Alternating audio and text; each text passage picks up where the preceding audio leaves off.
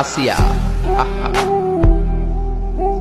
আল্লাহর সামনে একবার মাথা নত করেছে, পৃথিবীর কোন শক্তির সামনে মাথা নত করে নাই।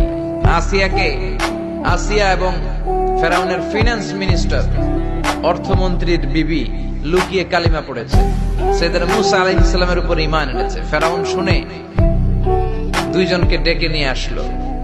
অর্থমন্ত্রীর বউয়ের সাথে দুধের বাচ্চা, বলল দুইজন নাকি ঈমান এনেছো লুকিয়ে লুকিয়ে, এক আল্লাহরে ছাড়ো, আমি ফেরাউনরে সেজদা দাও। এরা বলল জীবন যাবে কিন্তু ঈমান যাবে না, জীবন দিব কিন্তু ঈমান দিব। প্রথমে ধরলো অর্থমন্ত্রীর বউকে, তাড়াতাড়ি আমার পায়ে সেজদায় লুটিয়ে পড়ো। সে বলে না, জীবন যাবে ঈমান যাবে না।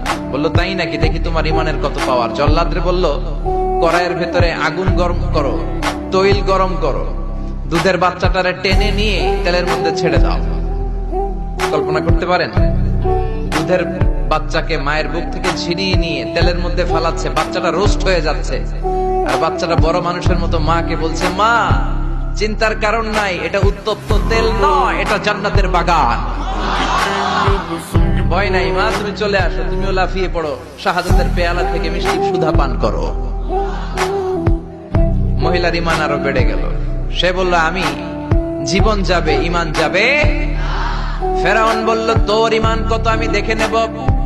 এই মহিলাটাকেও উত্তপ্ত তেলের মধ্যে ছেড়ে দেয়। বাকি রইল ফেরাউনের বউ আসিয়া।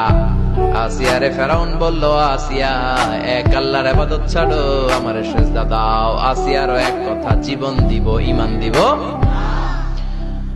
ফেরাউন বলে আসিয়া তোরে উলঙ্গ করব, বউ হয়েছিস, আই ডোন্ট কেয়ার। হাজার হাজার মানুষের সামনে নিজের বউকে উলঙ্গ করলো। তক্তার মধ্যে উলঙ্গ বউকে শুইয়ে হাতের মধ্যে পেরেক ঢুকালো, পায়ের মধ্যে পেরেক ঢুকালো। এক একটা পেরেক ঢুকায় তক্তার মধ্যে ছিদ্র হয়ে ঢুকে আর ফিনকি দিয়ে রক্ত বেরোয়। আসিয়া চিৎকার মারে। ফেরাউন বলে তাড়াতাড়ি আসিয়ারে তেলের মধ্যে ফেল। আল্লাহ বললেন জিব্রাইল যা, জান্নাতটা তুলে নিয়ে আসিয়ার চোখের সামনে ধর। আমার আসিয়া জান্নাত দেখে দেখে যেন আমার কাছে আসে।